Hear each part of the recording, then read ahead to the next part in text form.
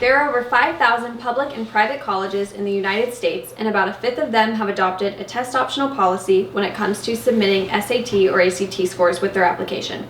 That is about 4,000 colleges who still place value on these tests.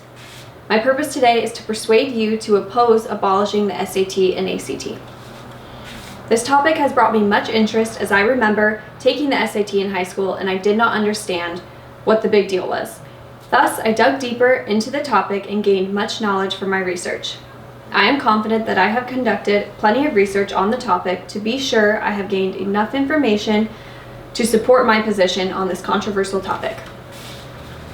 For the parents out there who have or had children in high school, there is no doubt that you have heard about the SAT or ACT, or even experienced it for yourself. After seeing your children stress over this monster of a test, some of you may be in favor of abolishing the SAT and ACT. I get it, I have been there, and I understand your position on the topic. I did not initially understand the importance of these tests until I pulled together a bunch of research, and now I can see clearly that these tests have much value. I strongly believe that after you hear what I have to say about the topic, you too will agree that the SAT and ACT should not be eliminated as they hold much importance for college education. I will begin first by discussing the problem at hand, then explain some of its causes, and then conclude with my solution. With our roadmap in place, let's begin with the problem we are facing. The problem is some college admissions faculty support going test optional or abolishing the SAT and ACT altogether. For example, many colleges have chosen to not require test scores as a means to be considered in the application process. According to the U.S. News and World Report's 2018 article, The Future of College Entrance Exams by Lauren Camara, senior education writer, more than 1,000 schools have adopted a test-optional admissions policy. Schools have started rapidly changing their policies over the last 5 years.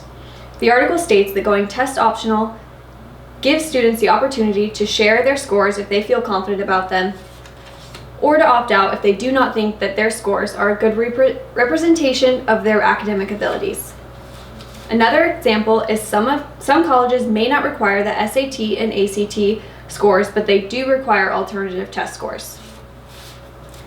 According to the University of People, The Education Revolution, in their article, Colleges That Don't Require SAT or ACT in the U.S., discusses that some schools may be test optional, which means that the schools may let a student choose whether or not they want to submit their scores with their application. On the other hand, some schools are what they call test flexible. This ultimately means that admissions require some form of test scores, whether that be the SAT, ACT, or AP scores. This gives a student the opportunity to submit their best scores if the college will allow for it. With the problem in mind, let's examine some of its causes. There are two main reasons why college admissions faculty have chosen to go test optional or abolish the SAT and ACT completely. The first reason is the belief that a test optional policy can allow for increased diversity in this college's student body. According to Jack Buckley, senior former VP of research at the College Board, in his 2018 book, Measuring Success, Testing Grades, and the Future of College Admissions, published by JHU Press, Bates College implemented a test optional policy. They did a study over 20 years, 1984 to 2005, which they found zero change in graduation rates, and they found that the number of students of color had doubled. However, the SAT of research constructed a research article that contained empirical evidence showing that a test optional policy does not affect the diversity of a college, but it can increase the amount of applications that they receive. Due to more applications being sent in, test scores will rise because of the low test scores that have not been submitted. In the ACT's research article titled More Information, More Informed Decisions, Why Test Optional Policies Do Not Benefit Institutions or Students, constructed by Krista Mattern, PhD. It includes 5 assertions of test optional policies and provides empirical evidence that contradicts the assertions. One of these assertions is that test optional policies increase the diversity of enrolled students. Their empirical findings state that by opting for a test optional policy, it does not increase or decrease the diversity of students who apply. The second reason is the belief that high school grade point averages are stronger predictors of college success than our college test scores. According to assistant professor at the University of Pittsburgh School of Education, research scientist Brian Gala in his 2019 article, Why High School Grades Are Better Predictors of On-Time College Graduation Than Our Admissions Test Scores, The Rules of Self-Regulation and Cognitive Ability, published by the American Educational Research Journal. He states that high school grade report cards outperform admissions test scores in predicting college graduation. A study done at the University of California, conducted between the years 1996 and 1999, showed that about 80,000 first-time students proved that a GPA and high school graded report cards were superior to test scores at predicting college success. In other words, high school grades can be used as a stronger predictor for college success than test scores. However, in 2015, the College Board released a research article that showed that when college admissions use both high school grade point average and admissions test scores, they can make a prediction about a student's college success. According to the 2015 College Board's research article, an SAT Validity Primer, it indicated that SAT scores can predict a student's GPA in their first year of college. In a statistical table provided, it showed that students who received a 4.0 in high school, along with a score of 2100 or higher on the SAT, received a 3.6 GPA in the first year of college. In other words, this research shows that when high school GPA and test scores are used together, they can make a decision about acceptance, and they can make a prediction about an individual's success. Now that we have an understanding of the problem and some of its causes, let's turn our attention to the solution. The solution, which is to continue to require that students submit SAT and ACT scores when applying for college, offers two important benefits. The first benefit is reducing the number of students accepted on a case-by-case basis. According to Prep Scholar, an online SAT and ACT preparation program who employs award-winning teachers who have aced the SAT and ACT themselves. In their 2016 article, SAT Admission Requirements, the Importance of the SAT, they discuss in detail why requiring the SAT is so important to college admissions. Without test scores, colleges can only see a student's GPA and transcript. They can look at a student's GPA and test scores as a way of knowing if grades were inflated or not. Some schools may give a student A, and another school may give a student a B in the exact same class. This all depends on the school that you go to. In other words, if college admissions only see GPA, it is not a fair way to compare students and their academic potential. Having standardized testing can even sometimes help students when applying to college who may have scored high on the test but received a lower GPA, because this is how important tests are. They shine brighter than a GPA alone.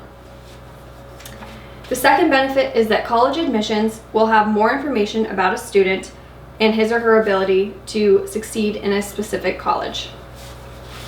According to TCA Regional News Journal in their 2018 article, Scoring College Entrance Exams, How Important Are the SAT and ACT for Gaining Admission? Written by Alec Regenball, he states that many colleges are in support of the SAT and ACT test scores because that gives them one extra thing to look at when accepting students. They can look at test scores, GPA, and their extracurriculars to really get an idea of a student's potential before even meeting them. It is also in the student's favor as this makes the application process more competitive and can really help students stand out when applying to colleges. Having all of these factors included in the application process can also help admissions make a prediction about a student's college success. In conclusion, the SAT and the ACT are very valuable when it comes to college admissions and can help students and admissions during the application process. Let's review what we've learned today. First, we learned the problem is some colleges support test optional policies as evidenced by more than 1,000 schools who have More than 1,000 schools who have chosen to go test optional or not require test scores as a means to be considered, and that some schools may require some form of test scores, if not the SAT or ACT. Next, we learned 2 reasons why college admissions have chosen to go test optional or abolish the SAT and ACT altogether, which included the belief that increased diversity in the student body will result if colleges adopt a test optional policy, and the belief that high school's GPA is a stronger predictor of college success than our test scores. However, we know that from empirical findings, going test optional has 0 effect on the diversity of a college. Test optional practices increase the number of students who apply, and test scores as low test scores are not being submitted. And now we know that when colleges use both GPA and test scores, they can make a prediction about a student's college success. Finally, we learned the solution, which is for college admissions to continue to require the SAT and ACT scores in the application process. And this offers 2 benefits, which are reducing the number of students who are accepted on a case-by-case basis, and giving college admissions more information about an individual and their ability to succeed in college. The SAT and ACT are both very well-known tests in the United States. They have been around for almost 100 years. They have brought many benefits to colleges in the way they select their applicants. Colleges around the U.S. have the right to make any changes they want to their requirements when it comes to admissions, and so some colleges have taken advantage of this and have become test optional, but maybe not for the right reasons. There have been many findings that contradict the beliefs about why schools have chosen to go test optional. The SAT and ACT are extremely important when it comes to standing out at a college. Scores are a great predictor of how well a student will do in college, and they give more meat to a student's application. With a fifth of colleges in the U.S. adopting a test optional policy, that still leaves 4,000 colleges who still believe test scores are beneficial to students and college admissions.